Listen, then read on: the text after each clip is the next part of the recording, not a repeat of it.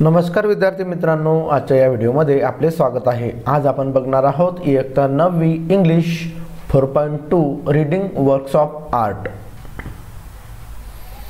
या पाठाचं मराठीमध्ये रूपांतर। ठीक आहे, तर बघा सय्यद हैदर राजा यांच्याबद्दल इथं आपल्याला माहिती सांगितली। सुरुवातीला बघूया रीडिंग वर्कशॉप आर्ट म्हणजे कलेचं वाचन आपण इथं बघणार आहोत। सय्यद हैदर रजा पॉप्युलरली नोन ॲज राजा म्हणजे सय्यद हैदर रजा यांना लोकप्रिय नाव आहे रजा। Was a renowned Indian artist, हे प्रसिद्ध भारतीय कलाकार आहेत।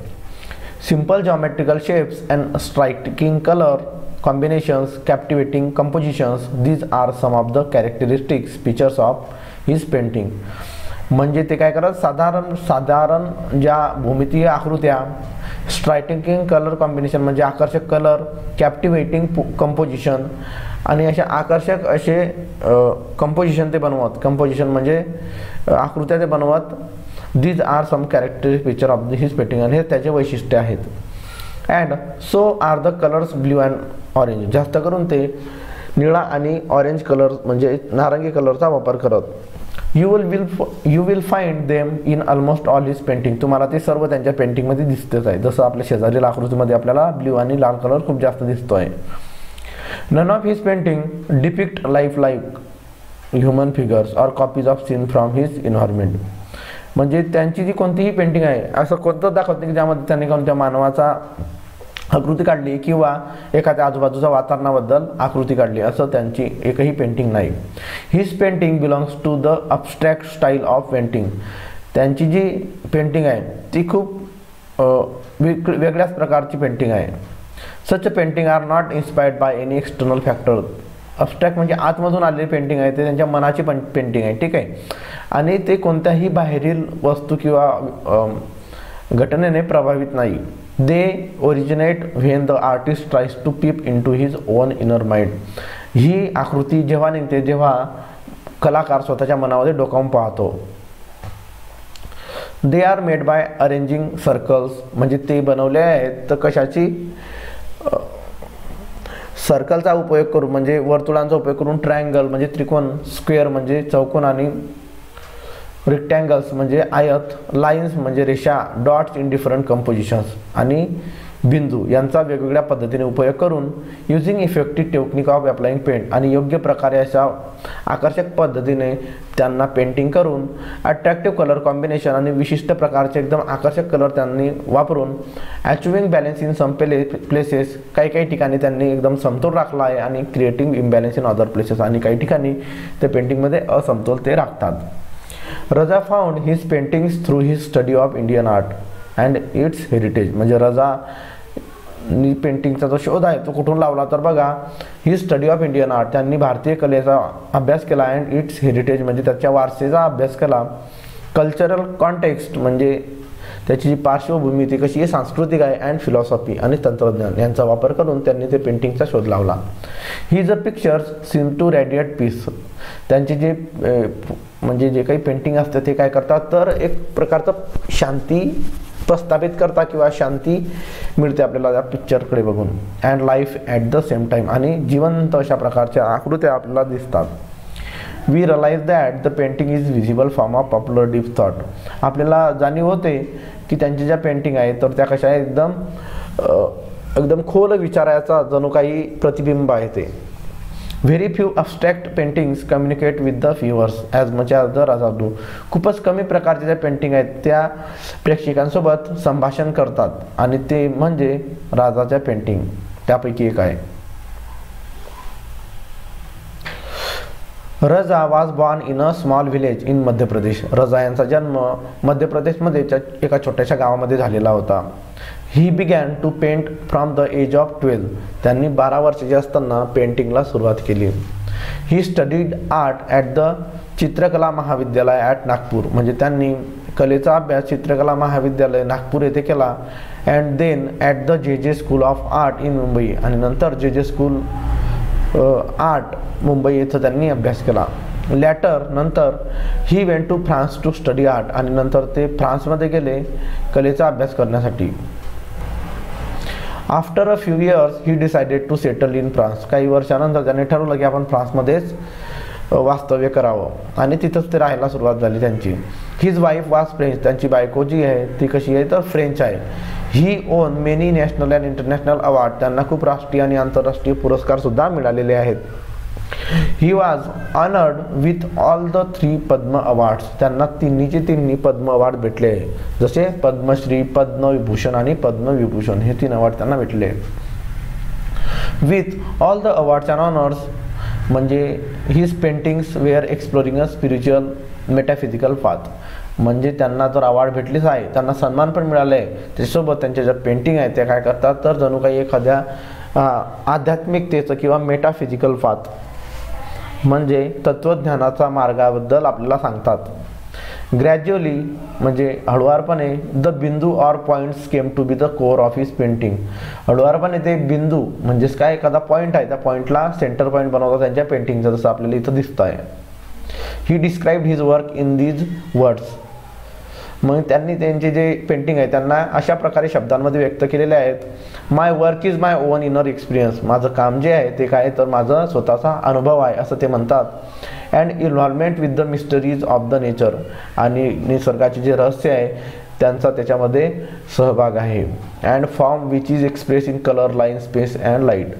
आणि त्याची पेंटिंग कशी काय करते तर व्यक्त करते रंग, रेषा, आकाश आणि प्रकाश व्यक्त करते. समटाइम्स म्हणजे काही वेळा an artist thoughts appear to be too complex or even complicated when they are express through words. म्हणजे जेव्हा ते कलाकार आहे ते त्यांचे जे विचार आहे ते जेव्हा आपल्यासमोर मांडतात तर ते एकदम आपल्याला गुंतागुंतीचे वाटतात. फॉर हिम म्हणजे त्यांच्यासाठी the effective medium of communication is his work. आणि त्यांच्यासाठी जे प्रभावी माध्यम आहे संभाषणाचं ते म्हणजे त्यांचं काम, हिज पेंटिंग, त्यांच्या painting. Raza had great creativity. Raza यांच्याजवळ खूप सर्जनशीलता आहे. His painting are very expressive. त्यांच्या ज्या पेंटिंग आहेत त्या कशा खूप म्हणजे खूप जणू काही त्या बोलण्यासारख्याच वाटतात आपल्याला, म्हणजे खूप एक्सप्रेसिव्ह आहेत. The great artist passed away on 23 जुलै 2016. रजा हे जग सोडून 23 जुलै 2016 साली ॲट द एज ऑफ 94 वर्ष असताना ते गेले. Living behind a legacy of sensitive painting. आणि मागे त्यांनी संवेदनशील पेंटिंगची परंपरा ते घालवून गेले. अचिव्ड through extra ordinary composition of line and colour. आणि वेगवेगळ्या लाईन आणि कलरचा यूज करून त्यांनी त्या पेंटिंग बनवल्या होत्या अलौकिक. That depict extra ordinary composition. आणि तेच आपल्याला एकदम अलौकिक असं साम्य घडवून आणतात. नेक्स्ट पेज बघू आपण. Gond art. Gond art is a tribal art. म्हणजे गोंड आर्ट ही काय एक प्रकारची ट्रायबल आर्ट आहे. ट्रायबल म्हणजे काय तर एका विशिष्ट प्रकारच्या जाती जमातीची आर्ट आहे. एका विशिष्ट प्रकारच्या जमातीबद्दल हिची कला ही. It has been develop and preserve by the Gond tribal people residing largely in the Madhya Pradesh, Maharashtra. ही जी कला आहे गोंड आर्ट ही संरक्षित कोणी आणि त्याचा विकास केला आहे तो म्हणजे गोंड जातीतील लोकांनी. ते मध्य प्रदेशमध्ये, महाराष्ट्रामध्ये आणि तेलंगणामध्ये, Andhra Pradesh and Odisha state of India आणि ओडिशा यामध्ये राहतात. From there traditional tales and mythology म्हणजे त्यांच्या परंपरागत ज्या गोष्टी आहेत आणि मायथॉलॉजी म्हणजे त्यांचं जे तत्वज्ञान आहे. We learn that they have lived in India for thousands of years. असं वाटतं की त्यांच्या माहितीनुसार की ते हजारो वर्षांपासून भारतामध्ये राहत आहेत. Even before the other inhabitants came here. इतर पशु किंवा इतर व्यक्ती येण्याच्या अगोदर सर्वात अगोदर ते इथं राहतात. The Gondi language is similar to Telugu. म्हणजे गोंडी भाषा जी आहे ती तेलुगू भाषेप्रमाणेच आहे. अ द्रविडियन लँग्वेज म्हणजे द्रविडियन भाषेप्रमाणे. Gond art has spread mainly in central India. म्हणजे गोंड आर्टची कला ही मध्य भारतामध्ये पसरलेली आहे. Originally people use to draw pictures on the earthen wall of their houses. यामध्ये लोक तर त्यांच्या घरातली जी मातीची भांडी होती किंवा मातीच्या भिंती होत्या त्यावरती काय करत ते तर चित्र काढून ठेवत. Most folk arts involve natural technique of preparing colours and use of several mediums. आणि ती नैसर्गिक कलरच्या तंत्रज्ञानाचा वापर करत आणि नैसर्गिक कलर बनवत आणि खूप वेगवेगळ्या प्रकारचे जे माध्यमं वापरत. They are transferred from generation to generation in a smoothly flowing process. आणि ते एका पिढीकडून दुसऱ्या पिढीकडे एकदम शांततेप्रमाणे पसरत गेले. Gond art is no exception to this. आणि गोंड आर्ट हे त्याच्यासाठी काही एक्सेप्शन नाही आहे. A house decorated with beautiful pictures created a pleasant atmosphere. म्हणजे जे ब्युटिफुल पिक्चर ते त्यांच्या भिंतीवरती काढा, त्याच्यामुळे वातावरण एकदम सुखद बनून जायचं. Also art is a medium of recording and preserving what is seen. आणि कला ही असं एक माध्यम आहे की जे काय करतं तर रेकॉर्ड किंवा मग साठवून ठेवतं आपण काय काय बघितलं आहे ते.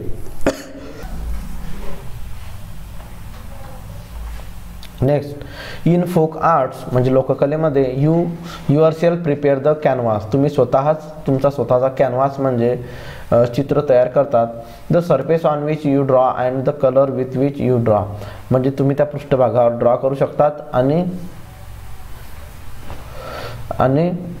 त्यावरती वेगवेगळे रंग भरू शकतात. That is why creating folk art is a very enriching experience. त्यामुळे लोककला तयार करणं म्हणजे एक प्रकारचा एक सुंदरसा अनुभव आहे. This richness is reflected in the choice of their medium. आणि तो जो रिचनेस म्हणजे श्रीमंतपणा आहे तो त्यांच्या माध्यमामधून प्रदर्शित होतो. In the days of past म्हणजे भूतकाळातील दिवसांमध्ये several things in nature such as soil of different shades, the juice of plants.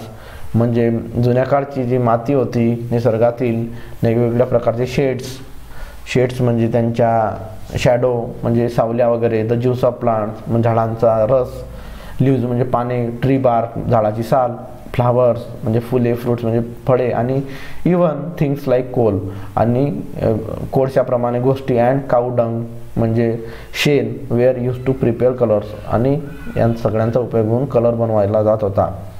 The different colours various textures and patterns were use. म्हणजे वेगवेगळ्या प्रकारचा कलर, व्हॅरियस टेक्स्चर्स म्हणजे वेगवेगळ्या प्रकारचे पोत आणि पॅटर्न म्हणजे नक्षीकाम. वेअर यूज म्हणजे ते वापरत इयर आफ्टर इयर वर्षानुवर्षे.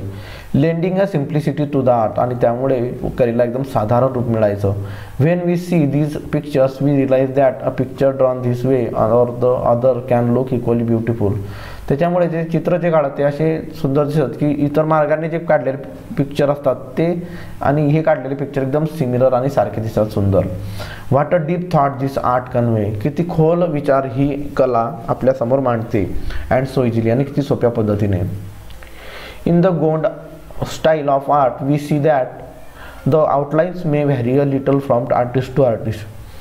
म्हणजे गोंड आर्टमध्ये बाह्य रूपरेषा जी येते कलेची ती वेगवेगळी असते. But the design that feel it make the whole picture look lively and attractive. परंतु त्याच्यामध्ये जे काही नक्षीकाम केलेलं असतं त्याच्यामध्ये जो पिक्चर आहे, जे फोटो असतात ते कसे दिसतात, एकदम जिवंत आणि आकर्षक दिसतात. The design include simple texture and achieved using dot, straight line, dotted line. त्या डिझाईनमध्ये काय असायचं तर त्यामध्ये डॉट म्हणजे बिंदू वापरतात, सरळ रेषा वापरतात, डॉटेड लाईन आणि बिंदू रेषा वापरतात, कर्वी शेप्स म्हणजे तिरपे शेप्स अँड सर्कल्स आणि गोल यांचा वापर होतो. Special attention is given to the choice of various colours. सर्वात जास्त लक्ष ते वेगवेगळ्या प्रकारच्या भिन्न कलरला देतात. So that the total effect is amazing and beautiful. त्याच्यामुळे संपूर्ण जे चित्र आहे ते एकदम आश्चर्यकारक आणि सुंदर बनतं. In today's age of commercialisation म्हणजे आजच्या व्यापारीकरणाच्या युगामध्ये many men have taken up the Gond art. खूप लोकांनी गोंड आर्टचा उपयोग केला आहे. But the roots of folk art probably lies in the women's daily chores. परंतु हे लोककलेचं जे मूळ आहे ते खरे म्हणजे स्त्रियांच्या रोजच्या कोर्स म्हणजे रोजच्या कामांमध्ये, लाईक क्लिनिंग स्वच्छता, डेकोरेटिंग द हाऊस म्हणजे घराची सजावट, dealing with natural colours in the course of cooking म्हणजे स्वयंपाक बनवताना त्यांच्यासमोर वेगवेगळ्या प्रकारचे कलर येतात. And in their laser time activity आणि त्यांच्या जो रिकामा वेळ आहे त्यामध्ये जे काही कृती करतात त्याच्यामध्ये ही कला सामावलेली आहे. हा जो पाठ आहे तो आभा भागवत यांनी लिहिलेला आहे असा खूप सुंदर प्रकारे. तर आय होप मित्रांनो तुम्हाला हा व्हिडिओ आवडला असेल. तर तुम्हाला हा व्हिडिओ आवडला असेल तर तुमच्या मित्रांसोबत नक्की शेअर करा. चॅनलवरती नवीन असाल तर चॅनलला सबस्क्राईब करा. भेटूया विद्यार्थी मित्रांनो पुढच्या व्हिडिओमध्ये. तोपर्यंत टेक केअर. Bye bye.